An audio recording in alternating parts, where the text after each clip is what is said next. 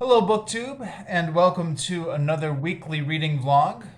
Been working on these books this week, although not very well. We'll get into my poor page count this week in a moment, or we'll get into it right now. 116 pages read this week. That's actually it's actually not too terrible for me. If you go through the history of these weekly reading vlogs, I've had worse weeks. But it's not been great. And as usual, it's a mixture of external and internal reasons. I've had a number of things hanging over me this week. I feel like I say that every week because maybe that's just how life works, huh? Maybe every week we've got a number of deadlines and things hanging over us and stuff like that. But I spent most of this week stressed out about a couple deadlines. And, the typical thing where it's only like 3 or 4 hours of work, but you spend like the whole week worrying about it rather than just doing it. Just trying to work up the motivation to do it or work up the fortitude to do it. And in the end, it wasn't that big of a deal, but I let it become a big deal and overshadow my week. But the other thing, I had a couple times this week where I was waiting in waiting rooms for things to happen, with a book with me, with nothing to do but read for 2 hours. And I had a hard time concentrating on what I was reading. I had the urge every 5 or 10 minutes to check Facebook on my phone, which, it's a reminder. Quite often I think to myself, oh, if only I had the time to read. All the books I would read if I only had the time. But it's a reminder, actually, that I'm not really that good of a reader when it comes down to it. I never have been historically. I would love to blame this on the internet and say, oh, the internet has ruined my brain. But even going back to childhood, I was never a voracious reader. I do either think or I hope that the stamina for reading is a muscle that can be built up, and I've not built it up yet at this stage of my life. But hopefully, it's not too late to just keep at it and keep trying to get my concentration levels up. Anyways, I'm going to go through the page counts. We'll see how this video goes. It's late at night when I'm filming this, and I'm tired. And I might just try and go through stuff quickly. Quickly being in relative terms, meaning quick for me, quick compared to my usual videos where I usually ramble on for a half hour. But no promises. I'm making no promises because quite often once I get started, then I just get started. So let's go with this one. Start off with the complete Stories of Oz. So I finished up the 8 pages I had left in the Scarecrow of Oz. I reviewed this on Monday, and then I've started the 10th book in the series, Rinkitink in Oz. And I've gotten 22 pages into that. To keep on schedule for the buddy read Dane and I are doing, I'm going to have to pick up the pace with Rinkitink next week. It's typically what I do, is leave these buddy reads to the last minute. Rinkitink, I'm enjoying this so far. It's different than the other Oz stories. And we'll see, because sometimes they start out different and then they end up L. Frank Baum will end up falling back in his old cliches somewhere in the middle. There've been a few books that have started off different, but this one is definitely starting off different. It's characters that we've never heard of before in a land outside of Oz. I forget the name of it. and they're on this kind of island paradise, and there's a fat king and on a talking goat, and the king's always arguing with his goat, and I'm enjoying it so far. We'll see. I mean, L. Frank Baum has struck me as I've been going through this series as a writer who only has a limited number of tricks. But so far, I'm interested to see where he will go with this, with Rinkitink and Oz. All right, Return of the King. This one actually got ripped by my toddler, but still readable. So I read 42 pages in Return of the King. Largely just in small doses, like reading this over lunch or something like that, just because this is what this smallest book I'm currently reading. I mean, you can compare the other books. So everyone's seen the movies, right? I've been covering ground that you probably know from the movies, although it's always interesting to see how it's different in the movies. So that big final battle at Minas Tirith was built up quite a bit in this book, but then was over very quickly. And a lot of the stuff that was in the movie that I was expecting to see in the book, like Gimli and Legolas competing about kill counts, or fighting the giant elephants, or the army of the dead arriving and fighting. That was, all of that was in the movie. It was not in the book.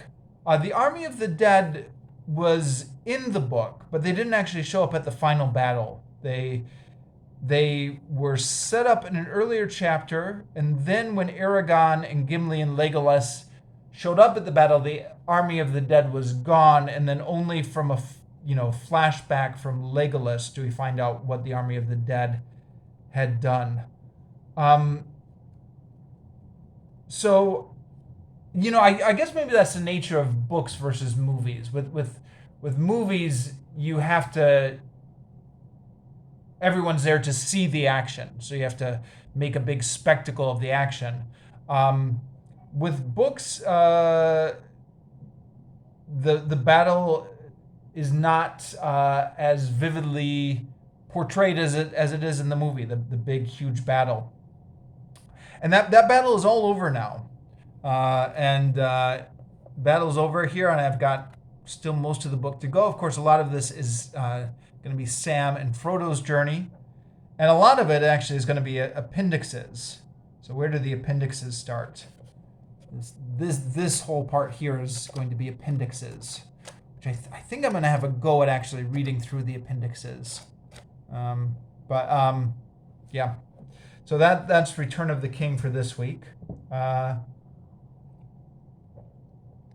Herodotus, after several weeks of not making any progress, I've made some progress on it. I've read 32 pages here.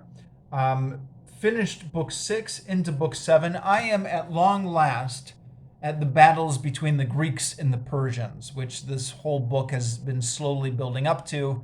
But here we finally are, the battle at Marathon between the Athenians and the Persians.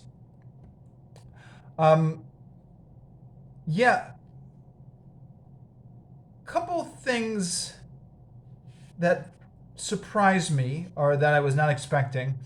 I had thought there was like some sort of runner associated with the Battle of Marathon. So I looked it up on Wikipedia just now, and obviously there is. But apparently that story about the runner running from Marathon to Athens is not in Herodotus. Apparently that story about the runner doesn't, according to Wikipedia, doesn't come in until Plutarch, many centuries later. So Herodotus describes the battle at Marathon, and he describes the Persians sailing away, and he describes the soldiers, the Athenian soldiers, running back. Oh, and the name of that runner, that famous runner, is in Herodotus. but him running back to Marathon and then dying is not there. What else do I want to say about this? Those 32 pages I read were, as always with Herodotus, slow going because I was constantly checking back in the notes. I'm beginning to forget who some of these characters are, but fortunately for me, there's a good glossary index, which has all the names of the major players, and then kind of a list of all the stuff that they've done, and then the chapter and verse where you can find that. So that makes it very easy to catch up on stuff, and a lot of fluffing about with the maps, trying to locate where stuff is, and the maps in the back of the book. A couple things sent me to Wikipedia when they weren't explained in the footnotes well enough. So, that kind of stuff. So slow going as always with Herodotus, but I did read 32 pages of that. Exodus. So really slowing down in my reading of the Bible here. I hope to pick that back up. It was another week where I just read a couple pages. I had actually tried to sit down and read a chunk of this earlier in the week, but then the baby woke up, so was only able to read a couple pages in the end. So I'm still reading here about all the priestly rituals, but then at the beginning of Exodus 32, the narrative resumes. So suddenly we stop talking about the priestly rituals, and then the narrative resumes, and it's the famous story of the golden calf. So there's a couple things interesting in here. One is I guess I had known this from my Sunday school days, but I had forgotten this, how easily Aaron went along with the golden calf. So the Israelites said, Moses is taking too long on the mountain. We don't know what has become of him. And Aaron said, okay, well, just bring me your gold and I'll make you a new calf. I'll make you a new god. Later in the story, he indicates that he had done that under some sort of duress. But in the narrative part, it looked like he had just given up with the people, which is odd because Aaron and the Levites get kind of signaled out for the high priesthood later on. Speaking of them getting signaled out for the high priesthood, so Moses comes down.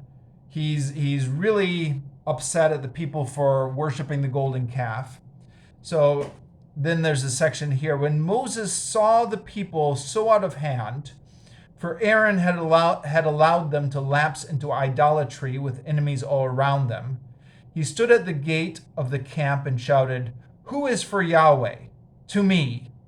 The sons of Levi rallied to him, and he said to them, "This is the message of Yahweh, the God of Israel.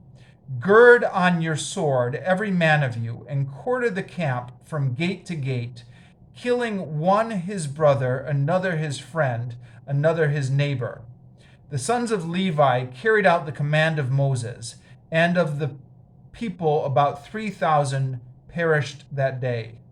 Today Moses said, "You have won yourselves investiture as priests of Yahweh at the cost, one of his son, another of his brother, and so he grants you a blessing today." Now, there's so much bizarre about that passage, and I probably should have consulted the commentaries, but I didn't. I guess this is where the tribe of Levites becomes set apart as a special tribe to God. Now, as I mentioned in my review of Genesis actually has an alternate origin story for why the Levites are set apart. Simeon and Levi had attacked, what was the name of the people? The people who raped Dinah, the Shechemites or something, even though Jacob had said not to. And so because of that, they got cursed, and that's why Simeon and Levi don't have any allotment of land. But here's another explanation given about the Levites have become invested as God's special people. So they inherit the priesthood as opposed to inheriting land. Okay, but yeah, so I mean, where to start with this one? I mean, for one thing, it doesn't appear like God is giving the command. It sounds like Moses is giving it. And it sounds like it's just some sort of indiscriminate slaughter, which is supposed to appease Moses or is supposed to appease God. I mean, I know there's all sorts of stuff like this in the Old Testament. But usually it's a little bit more organized, right? Like just kill all these people, not just put on a sword and run around the camp slicing people up. That sounds a little bit random. But the other thing is killing one his brother, another his friend, another his neighbor, and then later on it says one his son, another his brother, etc. But it's all Levites, so they're not killing their brothers and sons, right? They're killing people from other tribes, or this is probably where I should have consulted a commentary. Yeah, Christopher Hitchens, I've started watching his videos again, which I probably shouldn't because he takes a lot of cheap shots, but he was taking a cheap shot here when he was talking about the Ten Commandments. I was watching one of his videos where he talked about the Ten Commandments. And he was talking about how the Ten Commandment, thou shalt not kill. He says, well, that's perfectly reasonable, but in the biblical story, it's immediately broken. As soon as God gives them the commandment, then at the command of Moses, in very heavily implied with Yahweh's blessing, because this is how the Levites become priests of Yahweh, is go through and kill everyone right after they've gotten the Ten Commandments, thou shalt not kill. I'm just taking cheap shot after cheap shot, aren't I? I told myself I was not going to do this with my reread of the Bible. But what it's the low-hanging fruit. It's the stuff that it's the stuff that you notice immediately when you start reading it. Okay, so hopefully I'll make more progress on that next week. The grammar book. I got 10 pages done this week, which is good for this book. Some interesting stuff about definite and indefinite articles. I'm on the teaching suggestions. The teaching suggestions in this book are always very underwhelming. I complain about that with every chapter. It's just so... I don't know. I wonder a little bit. This book was published way back in 1999. I wonder with the growth of ELT as a global industry, if students have become more expected to be entertained. But I look at all these activities and I thought, okay, my students, some of my classes, the more compliant classes, would maybe do whatever I made them do, but they would not be enthusiastic about any of these activities. They do seem like they would be good activities for learning, but some of them, but not. I can't imagine the students would get very enthusiastic about a lot of these dry activities. But again, that's me complaining about stuff rather than talking about what's good. There was a lot of interesting stuff in here about the use of articles. The use of articles a, and the, and then the lack of article. Every time I read about it, I go away just kind of frustrated. And once again, that was the case with these chapters. They talked about some rules, but then they talked about exceptions to the rules, and then basically they just said, well, look, articles in English are just a mess, and there's a lot of idiomatic usage that's just almost impossible to explain to students. It seems to be what every grammar book says about it. Okay, and then Tieng Viet 123, continuing pages 10 and 11. Again, I'm taking my time with this one because I'm trying to get all the sounds right. Listening to the audio, practicing. And as I've said before, part of my excuse for working through that book so slowly is I am doing other stuff as well, trying to do Duolingo and trying to do some Pimsleur's audio CDs. Okay, I'm just gonna finish here.